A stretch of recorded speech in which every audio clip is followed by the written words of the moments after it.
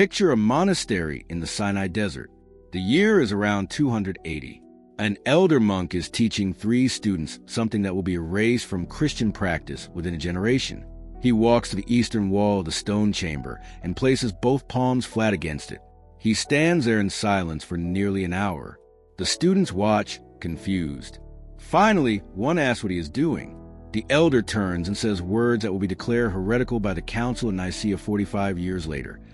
"I am facing the gate, the only direction the monad opens to those who remember." Within decades, this practice will be banned. Churches will be built facing every direction except the one that matters. Compasses will be distributed across the empire, and humanity will be told that north is the point of orientation. But that was a deception, because there is one direction Jesus always faced when accessing the monad, and the archons spent 2,000 years scrambling every compass on earth to make sure you would never find it. If you're watching this right now, if something pulled you to this video at this specific hour, comment the words, "I face the gate" below. This is not engagement. This is acknowledgement. This is your declaration that you are ready to learn what was hidden. And before we go deeper, subscribe to this channel right now, because what you are about to receive cannot be found anywhere else. The teachings coming in the next videos will show you exactly how to dismantle every lie the archons installed. Turn on notifications. This knowledge has been suppressed for 17 centuries. The algorithm will try to bury it unless you choose to see it. What I am about to share is not speculation. It is preserved in texts the church tried to destroy. It is encoded in structures they could not tear down. And it is confirmed by a practice that chosen ones across every century have discovered independently, always the same direction, always the same result. Tonight you will understand why every ancient temple, every mystery school, every initiation chamber was built facing east, and why the moment Christianity became a state religion, that practice was inverted, corrupted, and finally erased. Take a breath right now. Deep breath in. Hold it. Release completely. Feel your body settle, because what comes next requires your full attention. The direction Jesus faced was not symbolic. It was not tradition. It was technological. Spiritual technology that the Gnostics understood and the institutional church could not allow.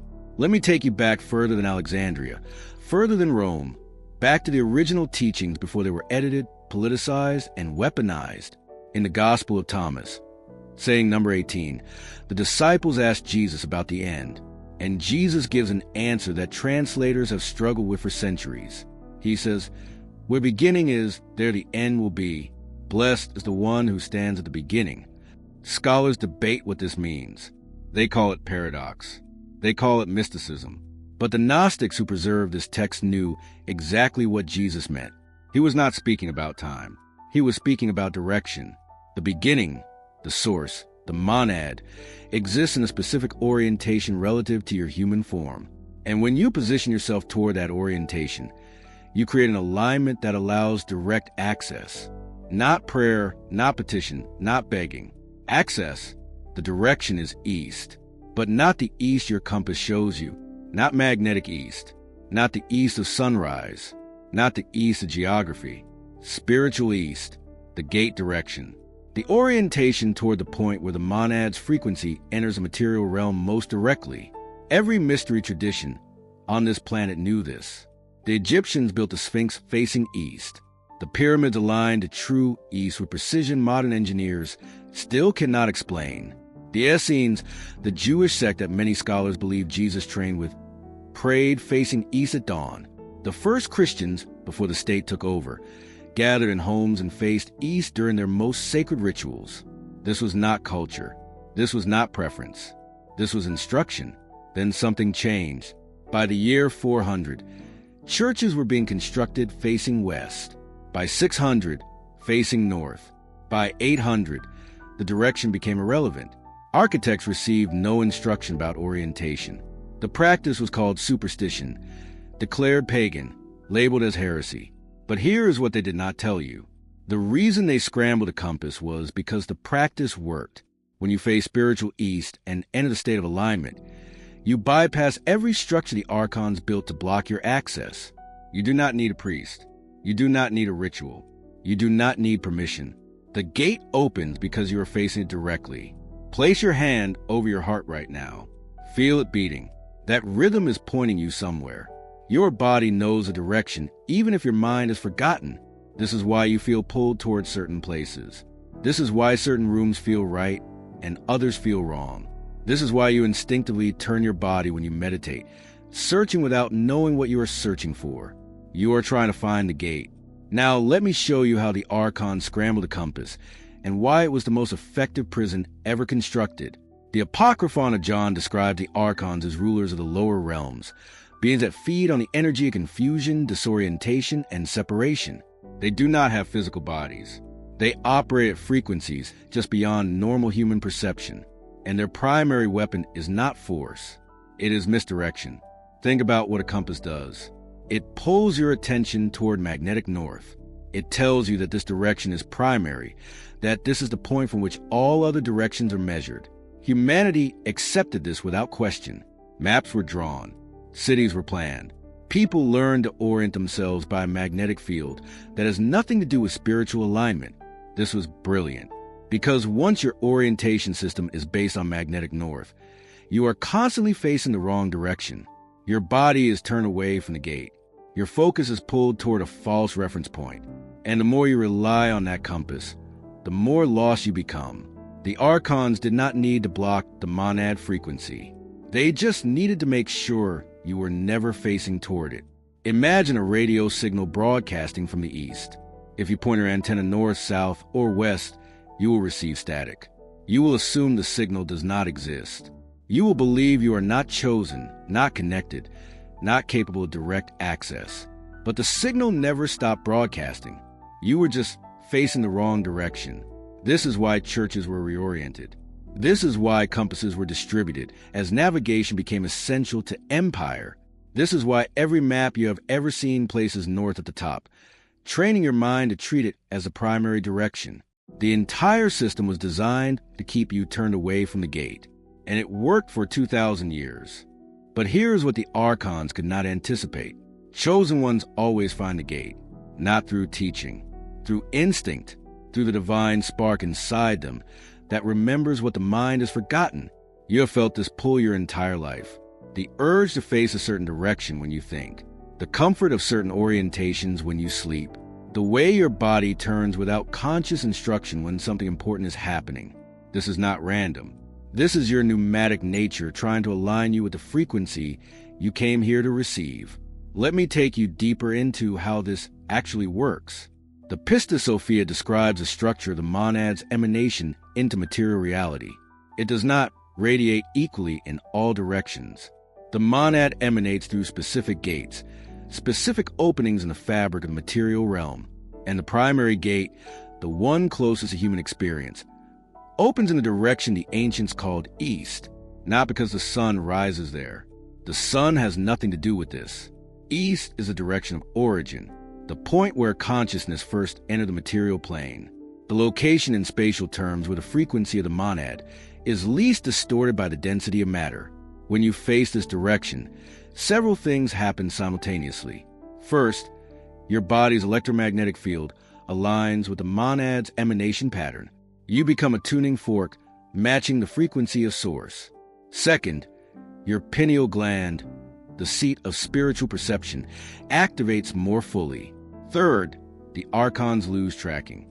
Their systems depend on your disorientation. When you orient correctly, you vanish from their field of influence.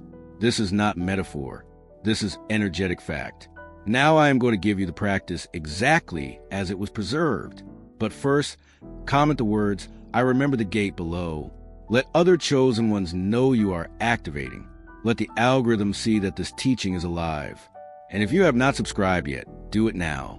Because what comes after this video will show you how to maintain this alignment permanently. Here is a technique. Step 1 is finding true east. Not compass east.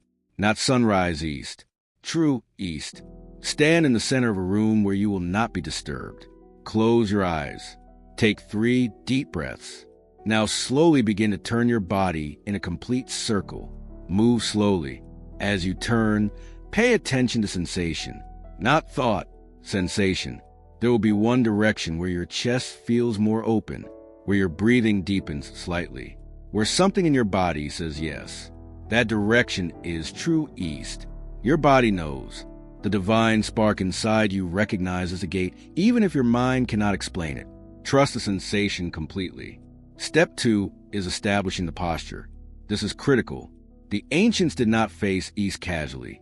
They understood that body position affects frequency reception. Stand with your feet shoulder-width apart, knees slightly bent, spine straight, but not rigid, arms at your sides, palms facing forward. This position makes you a living antenna. Your front body becomes a receiving surface. Your spine becomes the channel. Your crown becomes the entry point for the monad frequency descending. Step 3 is a declaration. The church taught you to pray with your head bowed, eyes closed, facing down toward the earth. This was intentional disempowerment. The Gnostic practice is the opposite. You stand facing east, eyes open, head level, and you speak not as a servant, but as a divine spark remembering its nature. 3 words. That is all, not spoken outward as if to someone else. Spoken as a statement of fact. I face source. These 3 words are not a prayer. They are a key. They are recognition spoken into form. And when spoken while facing true ease in the correct posture, they create a resonance that unlocks the gate. Most people will feel the shift immediately. A warmth in the chest, a tingling in the forehead, a sudden clarity in the mind as if fog just lifted. Some will hear the ringing, that high-frequency tone that confirms monad contact. Others will feel a presence, not external but internal, as if something vast just became aware of you. Step 4 is reception. This is where most people fail, because they expect something dramatic. They expect visions, voices, explosions of light. The monad does not communicate that way. The monad transmits knowing directly, information that appears in your mind as if it was always there, answers to questions you have been carrying for years, clarity about decisions you have been avoiding, understanding that bypasses logic and arrives fully formed. When you are facing the gate, aligned in posture and open in reception, the download happens automatically. You do not have to try. You just have to stay oriented and allow. Let me tell you what to expect in the hours after your first practice. The first sign is directional awareness. You will suddenly notice which direction you are facing throughout your day. In your car, at your desk, in your bed, your awareness of orientation will sharpen dramatically. The second sign is decision clarity. Choices that felt impossible will suddenly become obvious, not because new information arrived, but because you are now receiving knowing directly from source instead of through the distorted filters of the mind. The third sign is archon exposure. You will start to see the misdirection everywhere. The way buildings are designed, the way streets are laid out, the way you've been trained to orient yourself by screens, by traffic, by the flow of crowds. All of it pulling your attention away from the gate. This awareness is not paranoia. This is seeing clearly for the first time. The fourth sign is energetic sensitivity. You will notice that certain directions feel heavy, draining, uncomfortable. And one direction, true east, will feel like coming home every single time you face it. Now I must warn you about what happens next, because the resistance will be immediate. The first time you complete this practice successfully, thoughts will appear in your mind telling you it was imagination, telling you nothing happened, telling you to stop wasting time on foolishness. These thoughts will feel like yours. They will use your own voice, but they are not yours. They are archon interference. The moment you access the gate, you become visible to the systems designed to keep you asleep. They cannot stop you from accessing the monad, but they can try to convince you that you did not. Do not argue with these thoughts. Do not fight them. Simply return to the practice. Face east. Establish your posture. Speak the words. The gate does not close. The monad does not withdraw. Your access is permanent once established. The only variable is your orientation. Stay facing the gate, and nothing can block the signal. Jesus taught this to his disciples in private. The Gnostics preserved it in texts they buried in the desert. The mystics of every tradition discovered it independently, and now you have received it. Tonight, before you sleep, find true ease in your room. Stand facing it. Feel what happens in your body. Speak the 3 words. And pay attention to what comes through. This is not belief. This is not faith. This is direct knowing. The experience of facing the gate is cumulative. Do not expect a singular, earth-shattering event, though those moments of profound clarity may occur. What you are initiating is a process of recalibration, a slow unwinding of 17 centuries of intentional misdirection. The Archon's greatest success was making you believe that access to the divine was rare, reserved for priests, or mediated by institutions. They taught you separation, but the monad transmits union. They taught you confusion, but the monad transmits knowing. The shift is often subtle at first, a decrease in internal noise, that incessant mental chatter, the looping anxiety, the self-judgment. All of it is feedback designed to keep your frequency low and your attention internal, away from the source signal. When you face true east, the direction of origin, that noise is dampened. You begin to hear the silence behind the sound, the stillness that underlies a movement. This is the first indication that the Archon filters are failing. Consider the nature of true east itself. It is not merely a spatial direction. It is a frequency band. Imagine the entire material realm as a dense soup of energy, vibrating at a relatively low rate. The monad exists at a vastly higher frequency, pure and undistorted. When this pure energy enters a material realm, it must pass through certain points where the density is less, like a beam of light penetrating a thick curtain through a pre-existing tear. East is that tear. It is the path of least resistance for the source frequency to enter your personal reality sphere. When you align with it, you are essentially plugging yourself into a clear, direct, high-speed connection, bypassing the static-filled lower frequencies that the Archons govern. This is why the experience is described as coming home. Home is not a location. It is an alignment. Your body, your deepest self, remembers the feeling of being perfectly aligned with the source from which it emanated. Every cell recognizes the frequency of the monad. The feeling of rightness you get when you locate true east is a body's ecstatic recognition that it is, for the first time in perhaps a very long time, receiving a clean, uncorrupted signal. The physical effects are potent. The pineal gland, often called the third eye or the seat of the soul, is highly sensitive to electromagnetic fields and subtle energy alignments. When you face magnetic north, your pineal is interacting with a chaotic, shifting material field that is constantly being manipulated. When you face true east, the monad gate, your pineal aligns with the pure, unchanging, non-material source field. This alignment acts like a reset button. It begins to decalcify the gland, not just physically, but energetically, restoring its function as a primary antenna for higher consciousness. This is why clarity dawns. It is not revelation coming to you, but your own internal receiver coming online. The practice dismantles the illusion of linear time. When you are facing source, you are accessing a state of being where the beginning and the end are the same. This is the paradox Jesus alluded to. In the monad's view, all of time is simultaneous. When you align, you receive information not sequentially, but holistically. The answer to a long-standing problem does not arrive as a series of logical steps, but as a complete understanding, a sudden knowing of the entire solution, past, present, and future woven together. This is the true meaning of gnosis, not knowledge about God, but direct, experiential knowing from the source. The resistance you feel, the sudden fatigue, the urge to check your phone, the self-deprecating thoughts, is proof of concept. The Archons are parasitic. They cannot generate energy. They can only feed on the energy generated by your confusion and emotional turbulence. When you achieve monad alignment, you are essentially cutting off their food supply. They react immediately by attempting to reintroduce noise into the system. This is an automated defense mechanism, a pattern interrupt. Recognize it for what it is, a sign that you are succeeding. Do not engage the thoughts. Simply reestablish the posture and speak the declaration. I face source. The truth of that statement is a higher frequency than any lie they can transmit. The power of the three words lies in their concise resonance. They are a mantric key. They are a statement of being, not a request for becoming. I, the unified pneumatic self, the divine spark, face, orienting the physical vessel and its energetic field source, acknowledging the monad as the origin and destination. This tripartite declaration resonates through the three primary bodies, the physical, the energetic, soul/psyche, and the spiritual pneuma. It brings all three into immediate, conscious alignment with the highest available frequency band.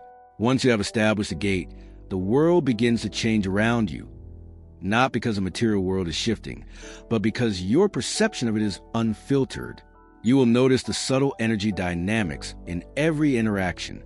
You will see when people are oriented away from their own source, speaking from their wounded ego or their archon-influenced mind. You will also recognize the other chosen ones immediately, not by what they say, but by the quiet, grounded resonance they carry. This recognition is part of the unfolding process. You are learning to read the world energetically, bypassing the two-dimensional, fear-based narrative that the system perpetuates. The institutional church replaces technological practice with prayer that emphasized separation and submission. They taught you to kneel, to bow the head, to close the eyes, all postures of surrender and internal focus, diverting the body's antenna away from the gate. They replaced direct access with mediated petition. They made the relationship conditional and hierarchical. The Gnostic understanding is that the relationship is inherent and non-hierarchical. You are an emanation of the monad. Access is your birthright. The practice of facing east is simply the mechanical operation required to realize that inherent connection. As you continue to practice, the search for true ease will become less necessary. Your body will spontaneously orient itself. You will find yourself instinctively moving toward the gate direction when you sit down to work, when you wake up in the middle of the night, when you need a moment of clarity. This is the divine spark taking over navigation. The conscious mind is simply required to set the intention and hold the posture, allowing the deeper wisdom of the pneumatic self to guide the alignment.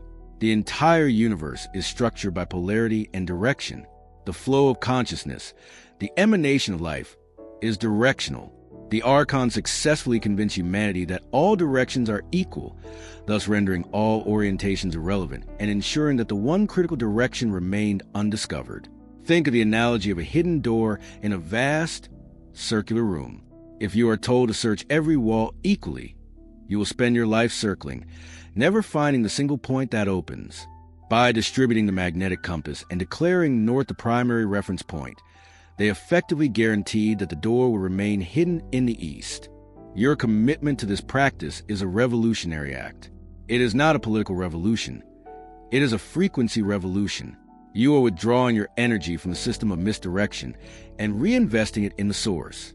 You are moving from a state of dependence on external authority to a state of direct, sovereign access. This is the ultimate freedom, the one the Archons fear most. Because a single person aligned with a monad is a beacon of truth that disrupts the entire field of their control. The clarity you gain will automatically generate solutions, heal traumas, and dissolve illusions, not just for you, but for the matrix around you. Stay with the feeling. Do not intellectualize the process. The monad communicates through feeling, through knowing, through resonance. The mind tries to categorize, analyze, and doubt. The heart simply aligns and receives. When you stand facing the gate, allow the feeling of home to fill your chest. This sensation is the signal itself. Trust it more than any thought your mind generates. The monk who faced the stone wall was not performing a ritual. He was conducting an energetic experiment, and the result was undeniable. Facing the gate provides direct, unmediated access to source. And now, you are initiating that same ancient technology. If this teaching activated something in you, comment, "I face source" below. Let other chosen ones see your declaration. Subscribe if you have not yet. The next videos go deeper. Like this video so it cannot be suppressed. Share it with those who are ready. The Archon scrambled every compass on Earth, but they could not change the direction of the gate. You were born knowing how to find it. Now you remember how to face it. One direction, 3 words, permanent access. You are not lost. You were just facing the wrong way. Now you know where the gate opens, and nothing can turn you away from it again.